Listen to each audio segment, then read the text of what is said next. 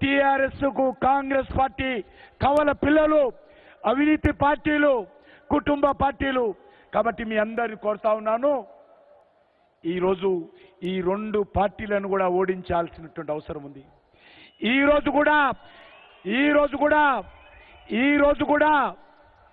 12 మంది కాంగ్రెస్ ఎమ్మెల్యేలు కనీసం రాజీనామా చేయకుండా టీఆర్ఎస్ లో ఉన్నారు. కాంగ్రెస్ పార్టీ ఎమ్మెల్యేలు గెలిస్తే కేసీఆర్కి అమ్ముడు పోతారు.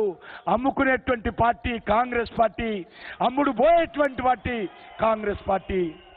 కాబట్టి మీ అందరిని కోరుతా ఉన్నాను, దయచేసి ఈ రాష్ట్రంలో భారతీయ జనతా పార్టీ ప్రభుత్వం రావాలని అన్ని వర్గాల ప్రజలు బీజేపీ అభ్యర్థులను సంకినేని వెంకటేశ్వరరావు గారు కానీ లేకపోతే ఇతర అభ్యర్థులను కానీ ఆశీర్వదించి కమలం పువ్వు గుర్తు మీద ఓటేసి నరేంద్ర మోడీ గారి నాయకత్వానికి అండగా ఉండాలని మీ అందరూ కోరుకుంటూ సెలవు తీసుకుంటున్నాను. కమలం పువ్వు గుర్తుకే, కమలం పువ్వు గుర్తుకే, కమలం పువ్వు గుర్తుకే. సూర్యాపేట జనగర్జన సభకు ముఖ్య అతిథిగా విచ్చేసినటువంటి అభినవ సర్దార్ పటేల్ అపర చాణక్యులు మన అమిత్ షా గారిని మాట్లాడవలసిందిగా కోరుతున్నాను.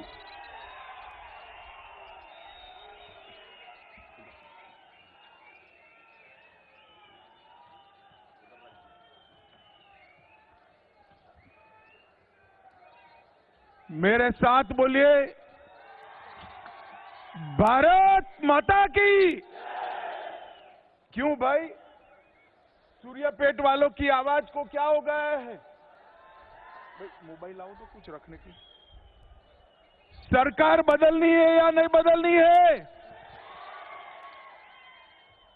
मोदी जी को प्रधानमंत्री बनाना है या? तो ऐसी आवाज नहीं चलेगी। मेरे साथ दोनों हाथ उठाइए, विजय के संकल्प की मुट्ठी भींचिए और प्रचंड आवाज से बोलिए, भारत माता की,